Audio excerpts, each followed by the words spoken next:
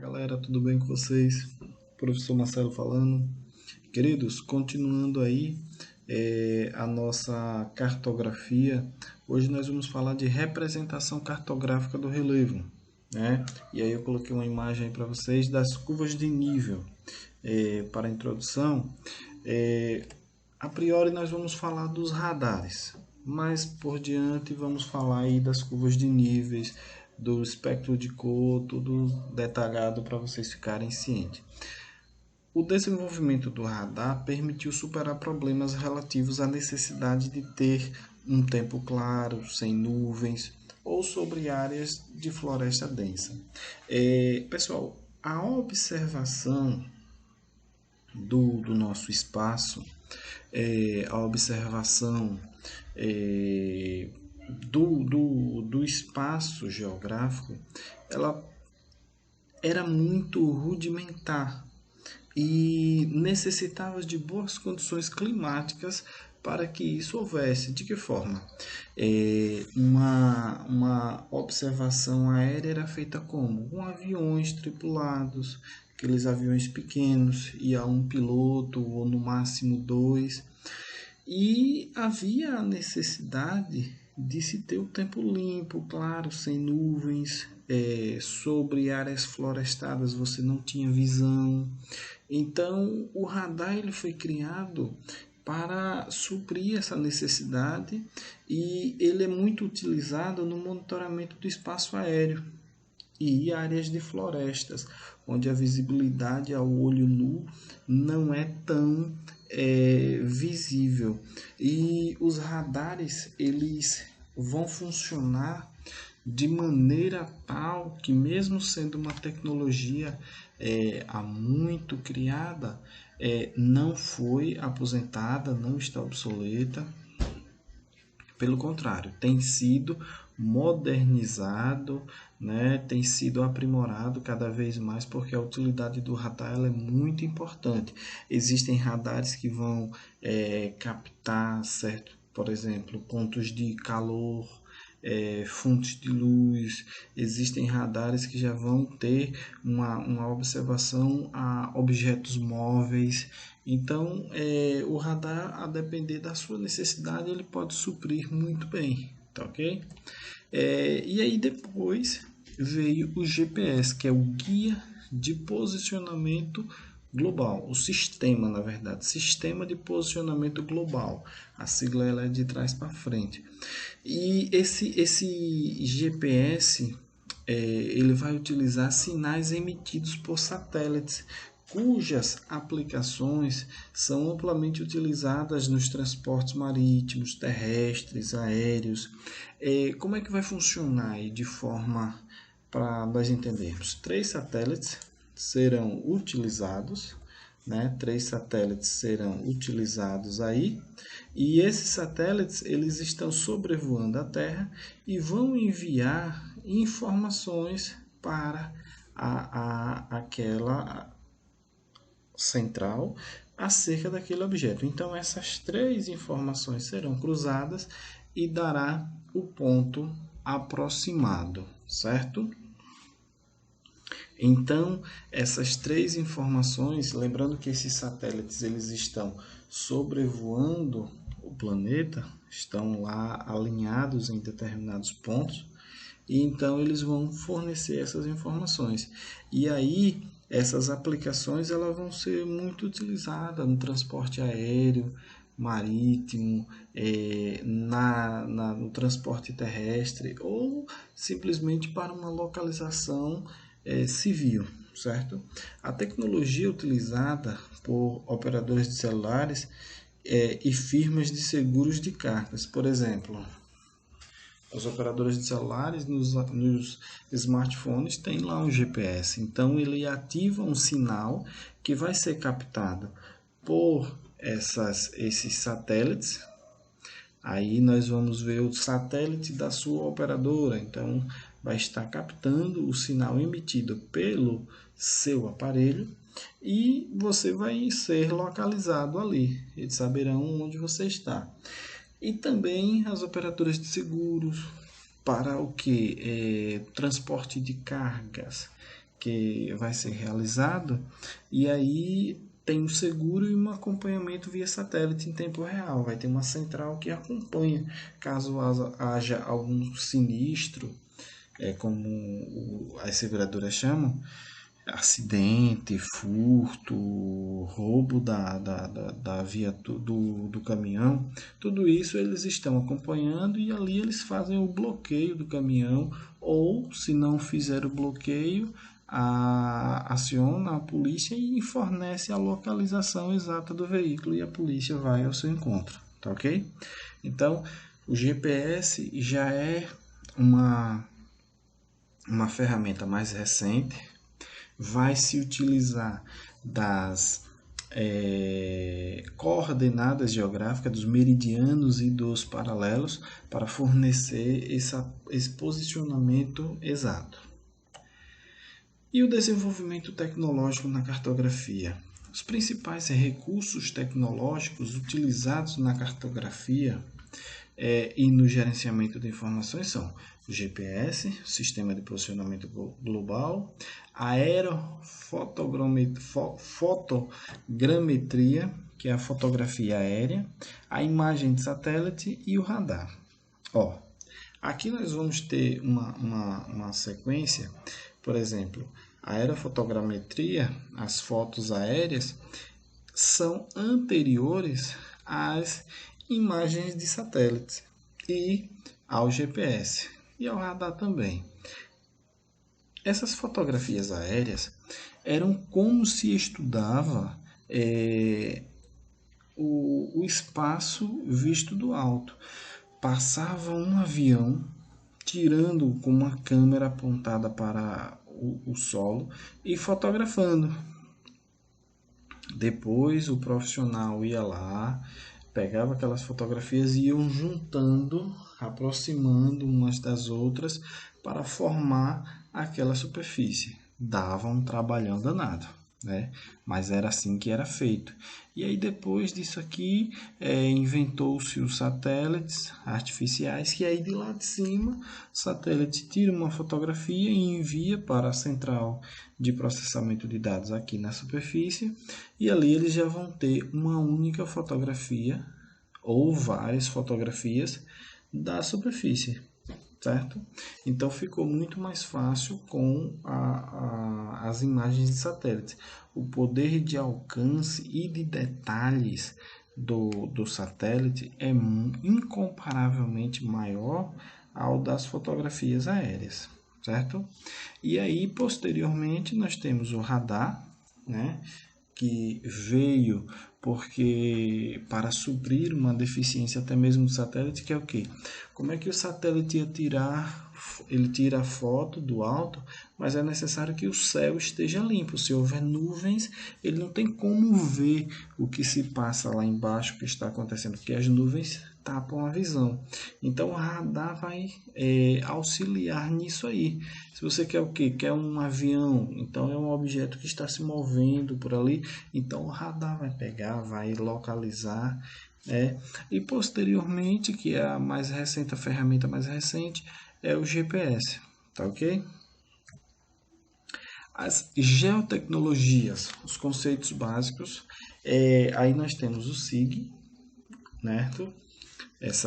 O SIG aí é a sigla para Sistema de Informações Geográficas.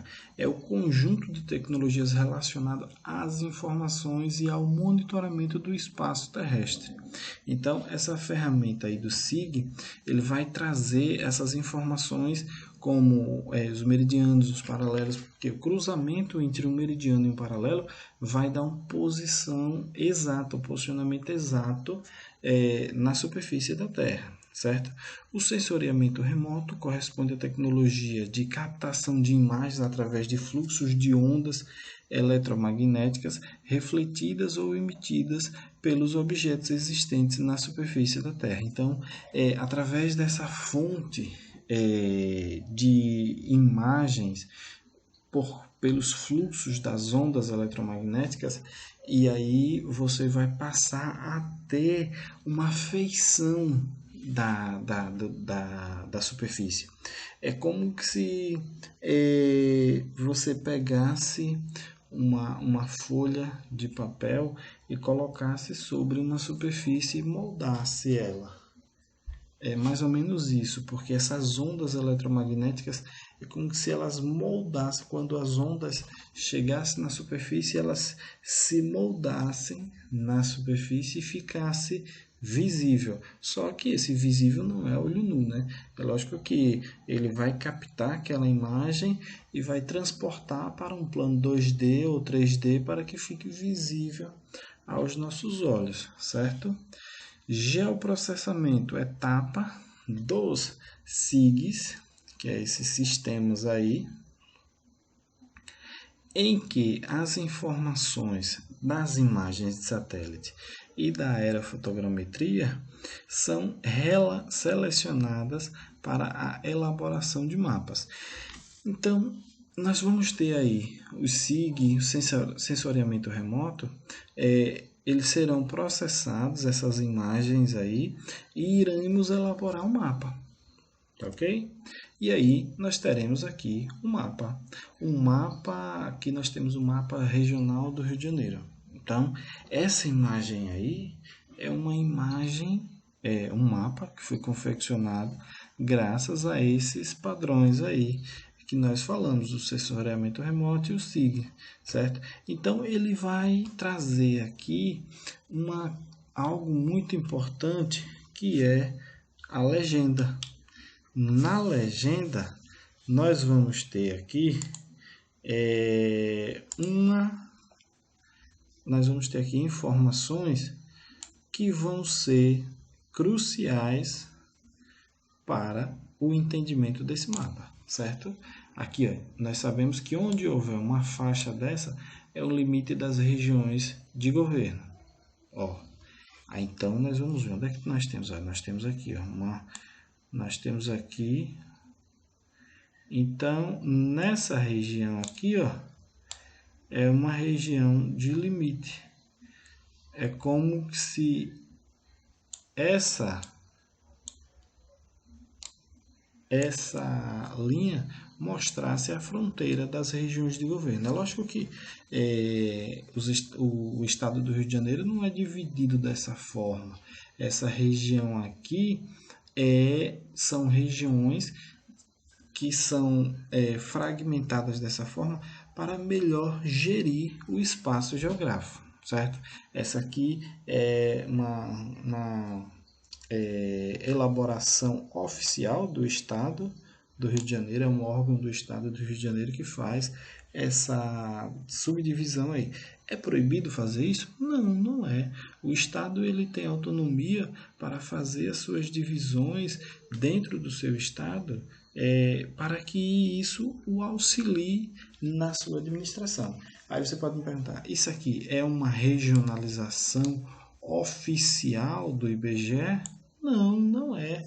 A regionalização oficial que nós temos é aquela regionalização, região norte, nordeste, centro-oeste, sudeste, sul. Mas isso aqui é uma regionalização oficial do estado do Rio de Janeiro. Por quê? Porque o estado do Rio de Janeiro fez essa regionalização aqui para a sua gestão pública estadual, tá ok? Então aqui nós temos a região norte fluminense, região noroeste fluminense, região serrana, região da Baixada, região metropolitana, região centro-sul fluminense, região do Médio Paraíba, região da Costa Verde. Então essas regiões aqui na legenda nós vamos ter aí a legenda dessas micro-regiões geográficas, certo? E então, se você for dar uma olhada, algumas regiões elas serão abrangentes em alguns outros estados, certo? Então, nós vamos ter aqui, ó, por exemplo, esse amarelozinho aqui, a região do Cantagalo e Cordeiro, aqui, certo? Então, nós vamos ter aí outra região aqui, essa região aqui, ó, a região serrana, certo? Então, a região serrana estará abrangendo mais de um município. Todas elas vão abranger mais de um município, tá ok? Então, dessa forma aqui, nós vamos selecionar para cada região os municípios que vão ter algo em comum, certo? Seja a altitude, seja o litoral em comum, seja a região mais desenvolvida economicamente, que é a região metropolitana, seja um rio que corta, certo? Então, aquilo que identificar que for semelhante entre eles será elencado aí. O anamorfismo, técnica cartográfica que consiste em representar as áreas com tamanho proporcional à intensidade do fenômeno representado. No caso abaixo temos o mapa da distribuição mundial dos países infectados pelo vírus HIV. Aí nós vamos ver, ó, o anamorfismo é o que? É a deformação do espaço conforme a aparição do fenômeno. Então você observa que concernente à aparição do HIV, aqui ó, nos países da América Latina, da América como um todo, né? Vê cá o México como está bem fininho. Agora vamos ver aqui alguns países ó, da África, como eles estão avolumados. Vê aqui a Índia como está. A Índia tá quase do tamanho do Brasil. Se não tiver, é maior. Vê aqui a Oceania, né? A Ásia, aqui, ó, essa região. Então, tá representando que existem muitos casos aí, tá ok? Esse é o chamado anamorfismo. E aí nós temos elementos de um mapa, ó. Todo mapa tem um título e no título deve conter o local e o tema do mapa, certo? Aqui, ó, no título Brasil, se fosse falar relevo. Então, é o relevo de onde? Tem que ter. Relevo de onde? Relevo do Brasil. Se fosse Sergipe, estaria aqui Sergipe, relevo. Relevo de Sergipe. Se fosse da Europa, então tem que contar aqui, ó. O título deve conter o local e o tema, certo? A escala, que é a informação de quantas vezes a realidade foi reduzida. A escala, pessoal, é a voz do mapa, certo? Ela vai dizer aqui quantas vezes o mapa foi reduzido. Aí nós temos também a legenda, é o conjunto de símbolos, cores, pontos, linhas ou áreas que codificam o que está representado no mapa. Aqui nós vamos ter a localização. Está falando de que? Planalto. Onde é que nós vamos encontrar o Planalto? Ó, aqui nós temos o Planalto Meridional. Aqui nós vamos ter o Planalto Leste-Sudeste. Aqui nós vamos ter o Planalto Nordestino. Aqui o Planalto das Guianas. Aqui o Planalto Central. Então, nós vamos identificar pela cor. Tá ok? E nós vamos ter também a rosa dos ventos, que orienta a posição no mapa. Sempre nós vamos encontrar ou a rosa dos ventos, ou somente uma seta mostrando para que lado fica o norte, certo? Isso é elemento obrigatório no mapa, tá ok, pessoal? E aí, como fazer a leitura de mapas? Para que o mapa seja simples de ler e facilmente compreensível, várias cores e símbolos são utilizados. Esses elementos estão contidos na legenda e seguem normas e padrões internacionais. Então, a legenda, você olhando aqui na legenda, você encontra tudo o que está aqui dentro do mapa. Essa forma de identificar, nós vamos identificar aí os biomas, como ela é feita, pela cor. Aqui nós vamos ter aqui, ó, a caatinga. Aqui nós sabemos que a caatinga, que é essa cor, a caatinga é esse bioma aqui, certo? Então, nós vamos procurar aqui a mata de araucária. Aqui, ó. Onde é que fica a mata de araucária? Olha aqui. É só olhar a cor que nós vamos identificar, tá ok? Aí nós temos um outro um outro elemento. Esse não é mais um mapa, e sim uma carta cartográfica, que a carta é o que? O mapa ele vai trazer informações, mas informações muito macro. E a carta ela vai trazer informações micro. Aqui nós temos uma carta da cidade do Rio de Janeiro, certo? Então aqui nós vamos não só da cidade do Rio de Janeiro, vai pegar algumas cidades vizinhas, mas o foco aqui é a cidade do Rio de Janeiro. Aí nós vamos ver aqui o Jardim Botânico, o bairro da Tijuca, o Maracanã, Botafogo, Flamengo, as Laranjeiras, o bairro da Glória, Lapa, o centro. Aqui nós vamos ter a ponte Rio-Niterói, a Baía de Guanabara. Então, o que é que eu estou querendo mostrar com isso? Que na carta, pessoal, nós vamos ter algumas informações que no mapa não tem. Então, no mapa nós não vamos encontrar essas informações, a Lagoa Lauro de Freitas, os prédios, onde temos ciclovia, tá ok? Alguns prédios mais importantes. No mapa nós não vamos encontrar isso, mas na carta topográfica sim. Por quê? Porque ela vai trazer para nós uma riqueza de detalhes maior, porque a área a ser representada é bem menor, tá ok? E aí agora nós vamos entrar na curva de nível. É o método utilizado para representar o relevo terrestre, que permite ao usuário ter um valor aproximado da altitude em qualquer parte do mapa.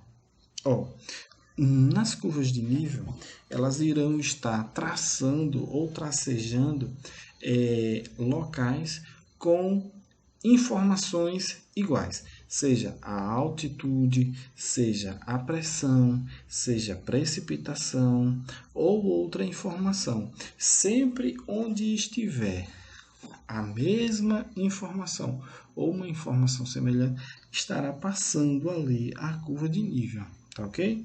Então as curvas de nível tendem a ser quase que paralelas entre si. Paralelas entre si por quê?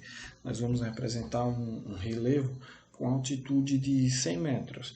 Então, vai se tracejar uma linha mostrando aí o relevo com 100 metros aqui. Então, essa aqui tem 100. Mas eu vou representar com 150. Então, ela vai estar meio que paralelo aí a uma linha com a outra. Todos os pontos de uma curva de nível encontram-se na mesma elevação, certo? Cada curva de nível fecha-se sempre sobre si mesma. Ela vai e ela fecha, não fica aberta não. As curvas de nível nunca se cruzam, podendo se tocar em saltos d'água ou despenhadeiros. Elas nunca vão se cruzar dessa forma. Por quê? Porque as altitudes que vai ser medida aí, as informações sempre serão diferentes. Porque para que eu vou tracejar aqui se eu já tenho as informações aqui nesse? Então, ela aí vem e fica por cima, sempre uma da outra, para abranger o território e você obter as informações de todos ao mesmo tempo. Em regra geral, as curvas de nível cruzam os cursos d'água em forma de V, com o vértice apontando para a nascente, certo? Isso aí vai ser sempre uma característica quando tiver um curso d'água, certo? A curva de nível, perfil topográfico de uma área da cidade do Rio de Janeiro. Aqui nós temos a Urca, certo? E aqui nós temos morros, elevações, certo?